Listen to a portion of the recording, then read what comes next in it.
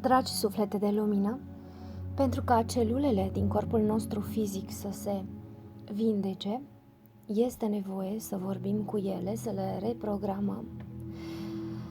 O să fac cu voi o rugăciune din Cerul Sfânt de reprogramare pentru celulele din corpul fizic și structurile energetice. Eu, și zic numele meu în gând, mă regenerez celular cu Dumnezeu Lumina Infinită, din sinele meu divin interior.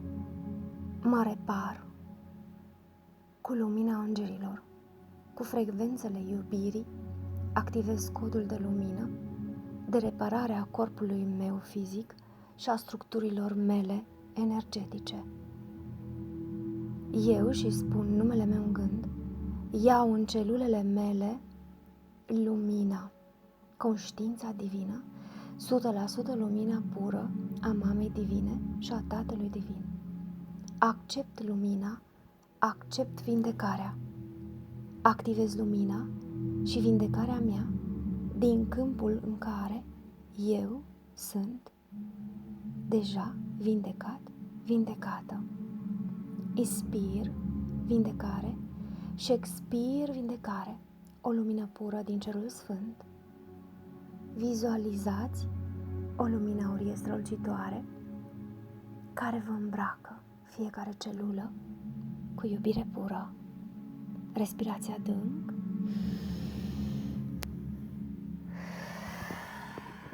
Și stați cu brațele deschise în formă de cruce de lumină.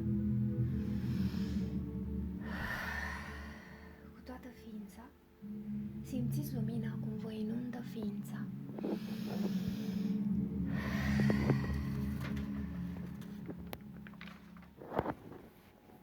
Eu sunt una cu lumina.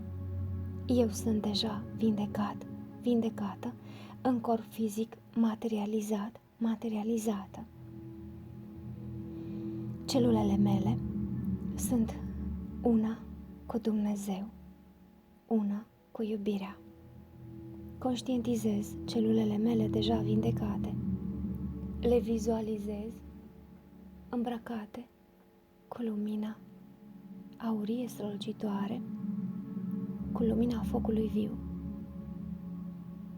Activez din sinele meu divin interior lumina pură, lumina lui Dumnezeu. Mulțumesc pentru că sunt lumina Ta sfântă, Doamne. Dumnezeu să vă binecuvânteze, dragi suflete de lumină, aici și acum și întotdeauna permanent, cu Iisus și cu Sfânta Maria. Dumnezeu, te implor cu milință să-mi activezi protecția Universului Infinit, a luminii Tale. Binecuvântează-mă, Doamne, pe mine și spun numele meu în gând, cu sănătate divină de aur, cu vindecare pură a îngerilor de lumină curată. Mulțumesc cu recunoștință pentru că mă ții în brațele Tale, Doamne, pentru că îmi permit să fiu continuarea Ta aici, pe pământ și acum. Te iubesc, Doamne, te iubesc, lumină.